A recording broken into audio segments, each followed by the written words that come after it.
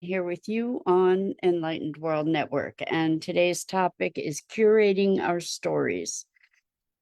We live within a narrative of our lives that we generate. And we don't even always have awareness that this is the case. But bringing those stories to awareness and consciousness and curating them with care can profoundly impact the quality of our lives. So that's what today's conversation is going to be. But before we get started, let's take a minute or two to get present. Let's take a deep breath in through your nose and hold it.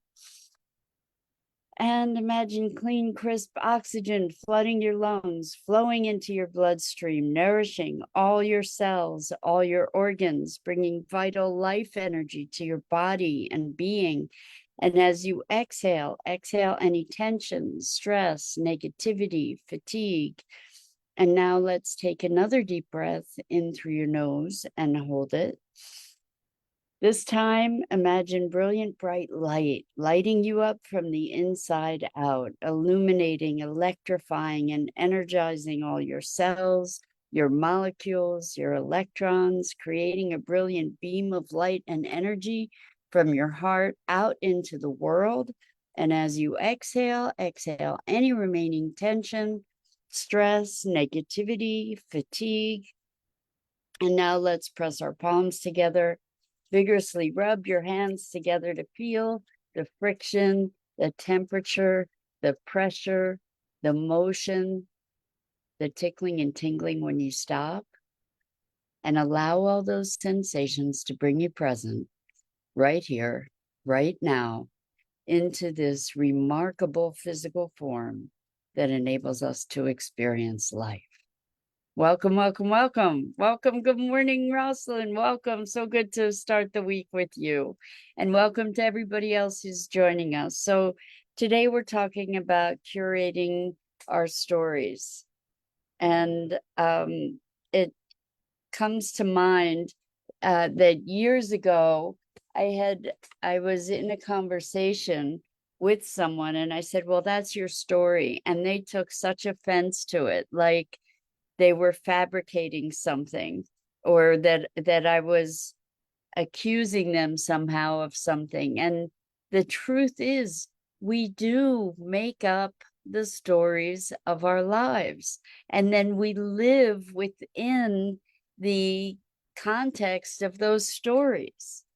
And this just, it was so vividly clear in work with a client recently, where one of the things that came in the session was, I said, put your attention on your feet.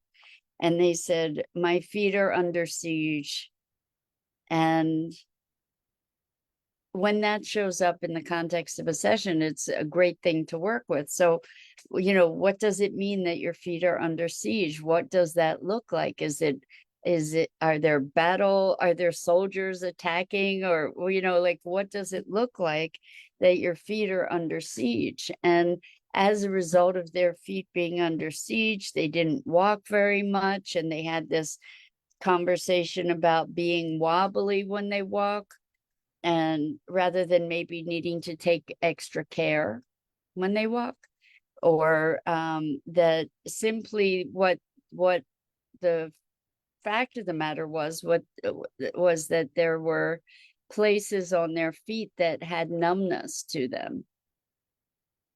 And it was very interesting because one of the things that this person was looking to achieve was a groundedness. And so if your feet are numb, it's hard to sense the ground, right? And so I thought that was really, really interesting. But these conversations about ourselves that we have, these narratives that we have about who we are, what life is like, what the world is like, what other people are like, what the circumstances of our lives are. And we live as though they're reality. And in truth, they are narratives, they're stories that we're creating. And so one of the things that I said to this person was, I really encourage you to curate your stories. Another story was that their father that they were abandoned, that their father had abandoned them, that their mother had abandoned them. And in our session, we discovered at a later point in life where their father had really been there for them and seen them and supported them in the fulfillment of their essential expression. And recognizing that transformed the other story entirely, transformed this notion of having been abandoned, that it put a very different spin on the story. And so when I said it's really important to curate your story, they said, well, what do you mean? And I just explained or you illustrated going through changing my feet are under siege to I have some numbness on my feet. Like, hello, there's a pretty radical difference in the experience of that, right? And my father abandoned me, and I am abandoned, versus my father actually supported me in my authentic expression. Pretty radical shifts. Same history and a reinterpretation of events. With another client, this person had been really tortured by their mother growing up. And what they came to was that their mother trained them really effectively to be able to be the person that they are in the world, to be the influence and the voice that they are in the world. And it might not have been a comfortable training ground, but it was powerfully effective. So we know the saying, there are two sides to every story. Well, there's a multitude of sides to every story. And all of those multitudes probably converge into what might be the truth, but our perspectives are narrowed. And why not consciously hone them, consciously attend to the stories we're telling ourselves? And when we are able to consciously recognize them, then we can impact them. Then we can find a new story to tell. And when we find a new story to tell, our whole experience of the entire world is different. So I'm wondering, what kind of stories are you telling yourself that could be more empowering about yourself, about your family, about your history, about the world? How can you create a story that actually supports you in your greater expression, in your greater fulfillment, in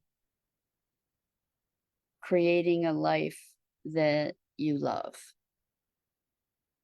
So really, I invite you to look at the kinds of things that you tell yourself, because we have this narrative going all the time, and most of us do. And most of the time, we're not even aware that it's happening. We are not even conscious of it. We don't even consciously hear it, this narrative. But it's going on. There's like this constant chatter and storytelling. We are consummate storytellers. I was listening to NPR over the weekend, and there was a piece on liars where two experts or researchers around lying had written a book, and they one of the things that they were talking about is making the distinction between lies and tall tales. So tall tales, typically everybody who is engaged in the experience, the teller and the listener, are all aware that these stories are not true. The thing is that we're not aware that the stories we tell are not true with a capital T. We live as though they are. We act as though they are. We react as though they are. But they're not. They're partial truths at best. They are jaundiced truths where they are stilted, right? They are expressive of a particular vantage point. And the thing is that those vantage points are mutable. And we're the ones that get to mutate them. So I wonder, like, if you look at yourself, look at a story that you tell yourself or about what's possible or about your history or about the world. Look at the story that you're telling yourself and notice, what is the response to that story? What does that story feel like in your body? Where does it reside in your body? And what are the sensations associated with that story? If the story is creating constriction and confinement and unhappiness and possibly guilt or shame or resentment or rage, how might you be able to shift that story to empower yourself? This is a really important, powerful question. This is an important and powerful practice to notice, what are you feeding yourself all the time? Half the time, the narrative that's going on in our head isn't our own. Half the time, it's stuff we just absorbed from our culture, from our families, from being told certain things like spells. We've talked about spells before, that people will tell you who you are, and they'll tell you you're an achiever, or they'll tell you you're a failure. They'll tell you you're brilliant, or they'll tell you you're stupid. And then we adopt these stories. These are stories, and they might be tall tales. The likelihood is, well, they're not tall tales because we're not aware that they're not true. We've accepted them as truth. And so we get to question that. We get to question the stories we've been told. And we get to feel into them, to notice, are the stories that we are now telling ourselves, are these stories that we have taken ownership of and that we are embodying in some way or another? Are these stories empowering us? Are they serving us in such a way that they support us in better serving the world? Or are they limiting us? Are they constraining us? Are they oppressing us? And if we notice that there's this constriction, this feeling of oppression, this feeling of depression, this feeling, all kinds of feelings that are less than positive for us, less than affirming, less than vitalizing, what can we do to create a story or recreate that story or remove that story to better support ourselves?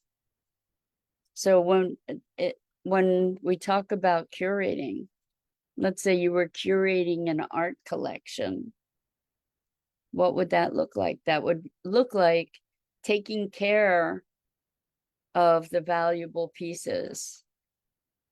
It would be having them be in wonderful picture frames, for example. They'd be well framed.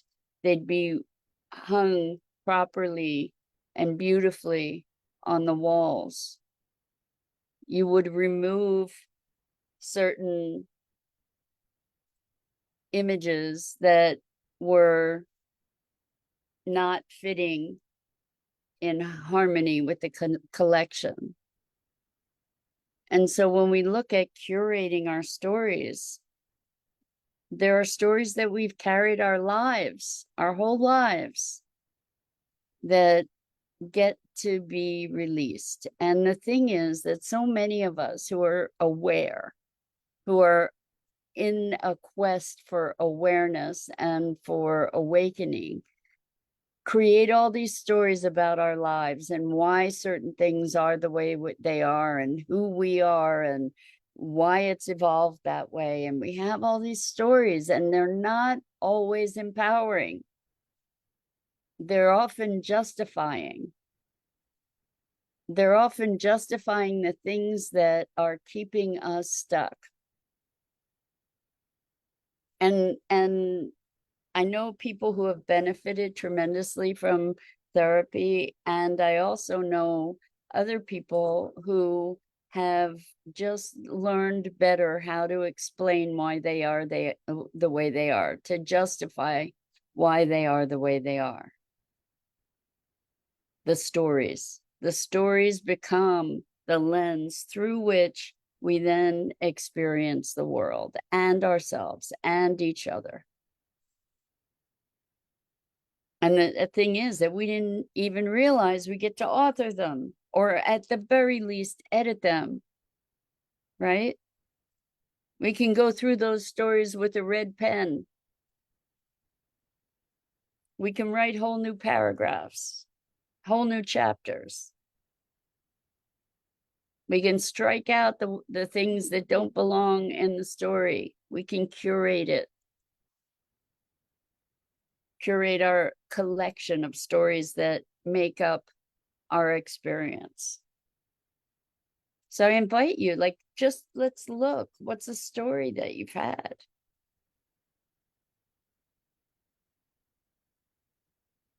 So a story that I've had that I'm challenging myself right in this very moment is that I grew up in a household with conditional love, and that therefore I don't know what unconditional love is. That's a story. And the thing is that maybe the love in my household was being expressed in ways that weren't the ways I wanted to be loved, or in ways that I didn't recognize. That there were wounds there that made love more camouflaged, less accessible to me at that moment.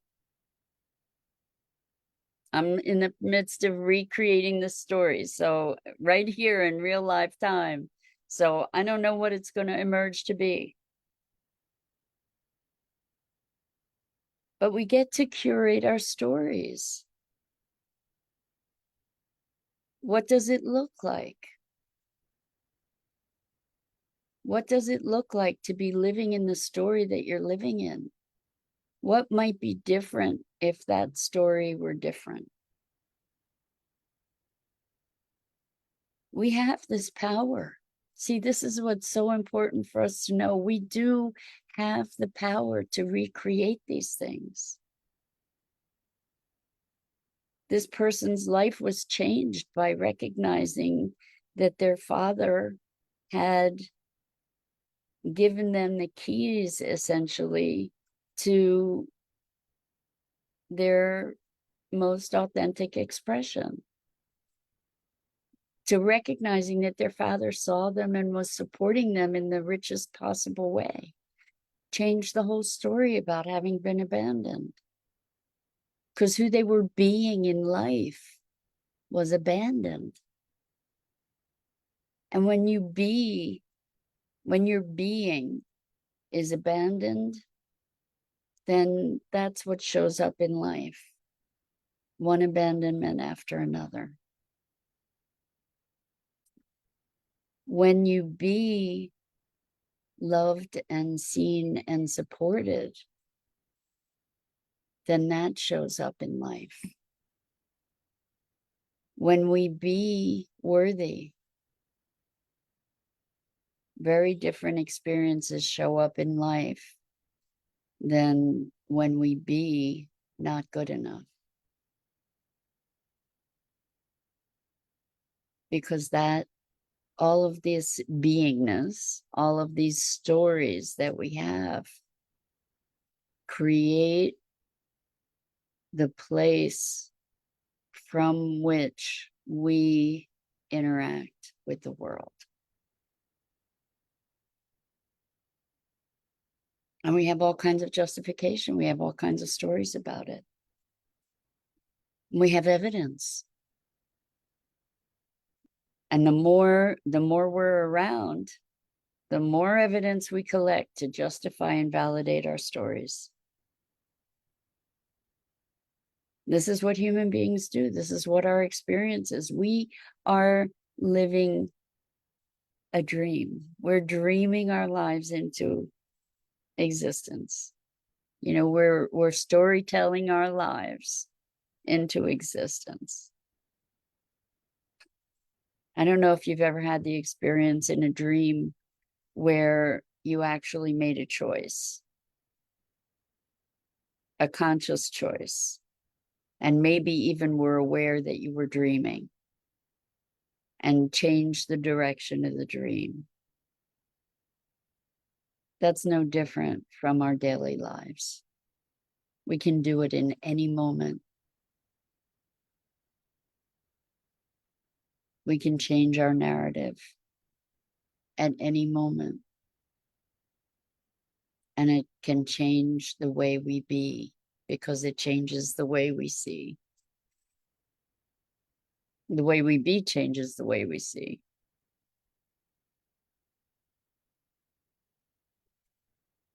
The world is a different place when we're loved. The world is a different place when we belong.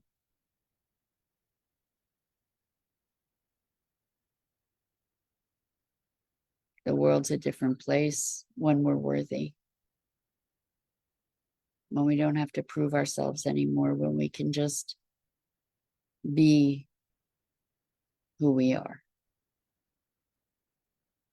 without having to prove. And the who we are part, while lots of the superficial stuff that we're talking about is mutable, there's a core vibrance and light that we are that can express through all these different things. All the stories are overlays. What if we allow ourselves to be freer and freer and freer of those stories? It makes room for the light that we are, the unique light that we are, to shine more fully, more brilliantly, more vibrantly.